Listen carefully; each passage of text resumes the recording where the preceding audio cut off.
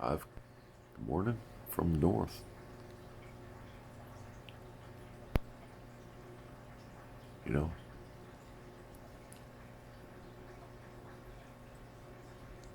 I think uh, I think it's important to sort of challenge the rules a little bit.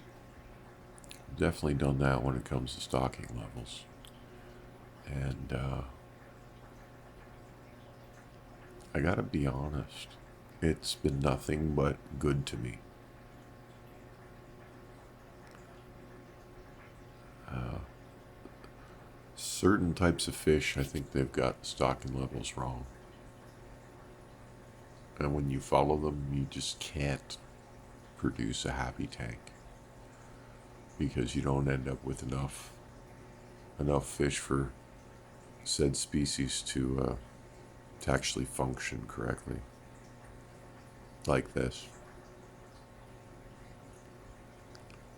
This is a cichlid tank, and it's just peace pretty much all the time.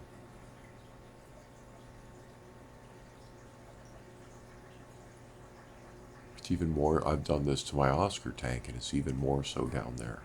Like these guys pick on each other more than the Oscars do. So they're not focusing on the fish when they talk about stocking levels. They're not focusing on the fish needs or anything. You know what they're focusing on? They're focusing on a tank with one hang-on back filter and one heater, and uh, and that's it. They're focusing on water volume and how much they think the average Joe is going to clean their tank. So they say only buy 6 or only buy 9.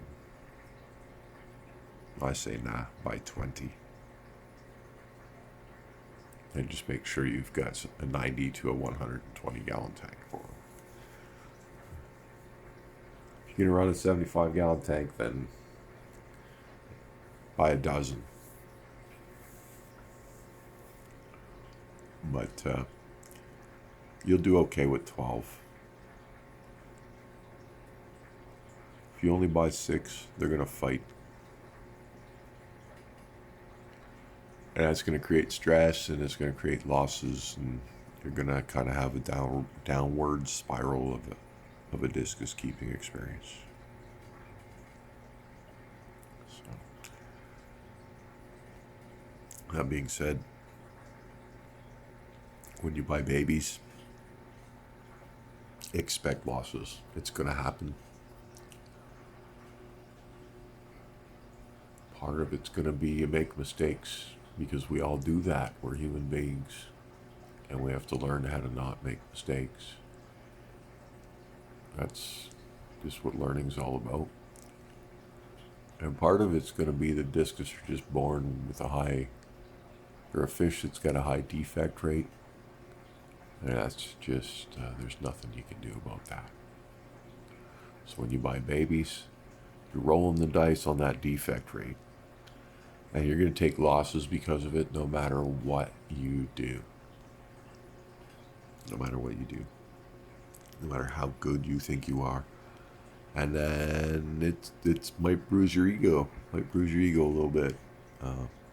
What's important is it's one of those get back up on the horse and just keep going. Just don't give up. Because once you sort your way past all of those unfortunate weak fish that had, say, a defective kidney you couldn't see, or a bad liver that it was born with, and it took a little while before it caught up and killed your fish, and you blaming yourself, but it's not your fault. These things happen with these fish, and if you don't want to go through that, then just buy adults because the adults survived, right? You buy an adult aged fish, then chances are it doesn't have any defects. That's why they charge so much for them.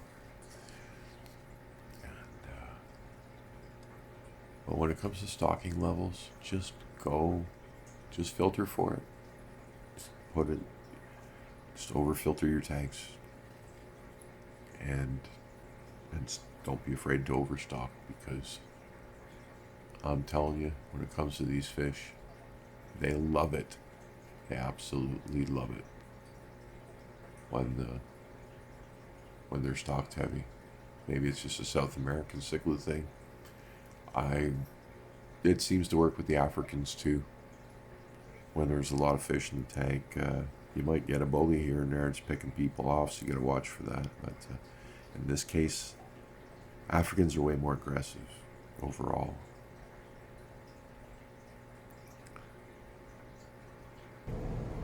That's true down here with the Oscars. As you can see, these little silver dollars are just, I bought them, they're coin size. I grew them out to this size, and then I just brought them over here. And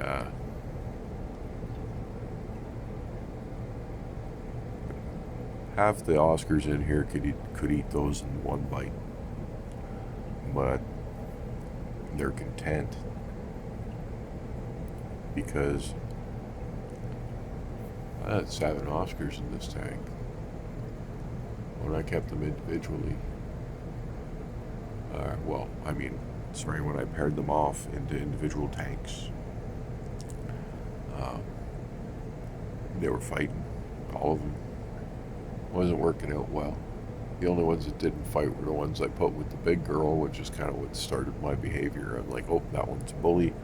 I'm going to stick it in with the big girl, because no one can bully her. And she would straighten them out. But then I just started to notice that everyone that was with her would get sorted out and behave like she is. It's like they needed a female pack leader. It might be part of their natural structure. The females tend to grow bigger. You don't get big monstrous males like that. It's always females. And then the males are considerably smaller. So I'm assuming, just based on how my tank behaves, that Oscars are a matriarchal fish. They need a big old female to keep the peace. And I just got lucky. By adopting one. And that's it. I think that's why this is working so well. But it's just a hunch. I think it's a pretty good hunch based on what I watch here. If things get out of hand, she rolls up on the scene, and her sheer size puts an end to it.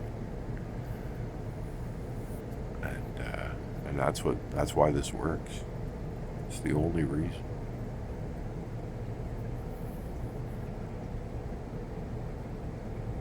One of the larger fish started chasing the little silver dollars, and when I added them, she rolled up on him because he was acting in an aggressive fashion. That was it. It all stopped.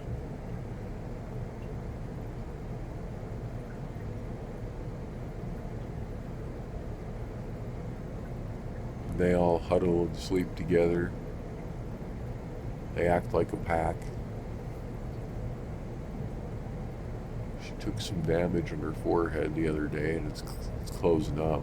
She jumped up for food and hit the crossbar, and she just put a big gash down, because it's a glass bar. It just cut her. Just put a big gash down the side of her forehead, and it opened up a hole, ripped a chunk out the side. So it's all closing up quick. She's healing fast, but that hole doesn't look pretty.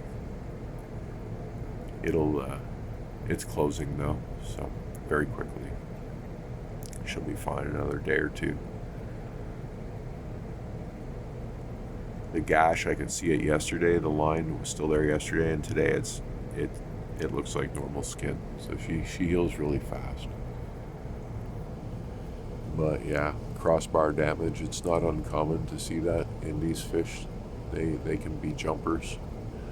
And all the big tanks are going to have a crossbar or two, so it's just part of it, fortunately. She'd be okay. Doesn't seem to be bugging her at all.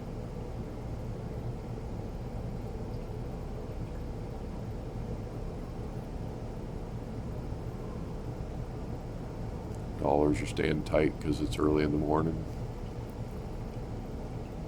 This tank's still basically sleeping.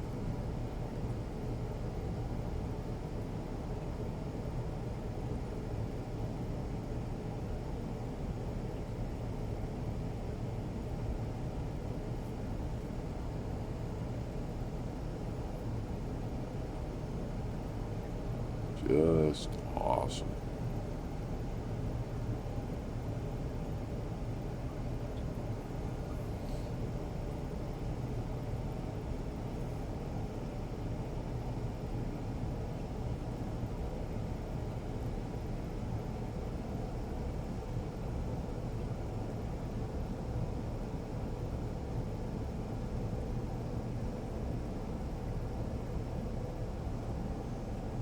I use like an albino mixed with a bumblebee Oscar to make this one. It's just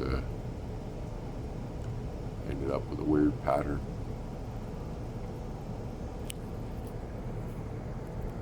Oh, center light just kicked in. Do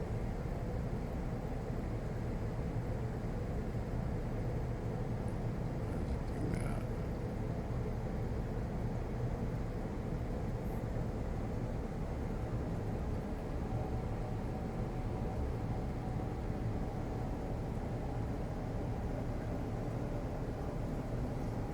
It's beautiful.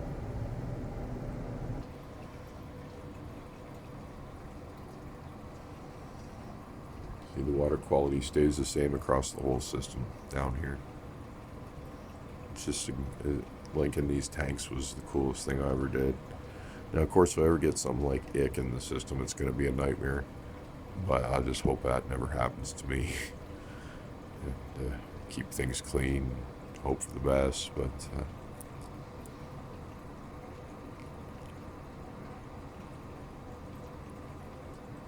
problem happens, I can isolate each tank, right, and treat tanks individually. I can do things like that. So, but I would have to treat the whole darn system, 450 gallons, right? That'd be rough. That's the only downfall, but so far so good. A lot of problems just come with dirty water. So by increasing the volume and increasing the water quality for everybody, I should be driving my chances of a problem way down.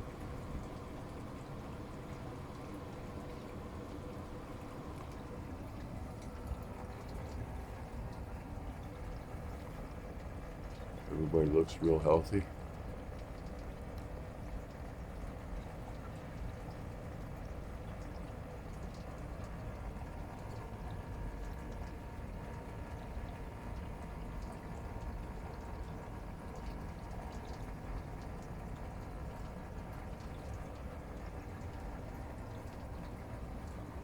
Tanks are doing awesome. Fish room's doing awesome.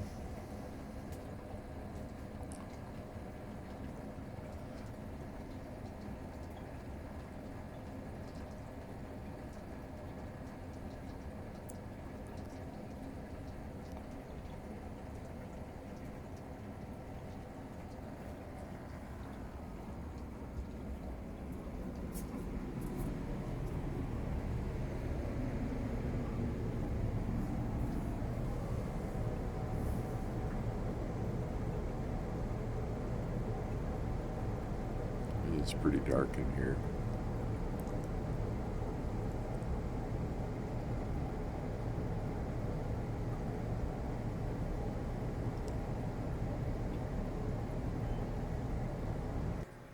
But yeah, just, don't be afraid to overstock your tanks. Just double up on your filtration, even more than double up on your filtration.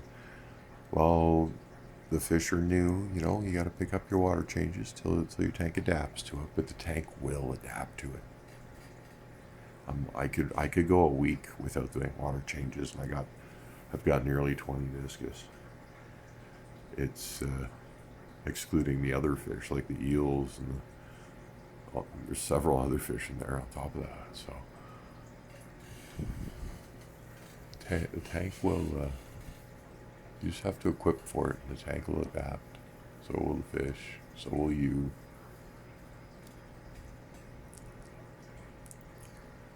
And they're happier in the crowds. Generally, that seems to be what's going on. So,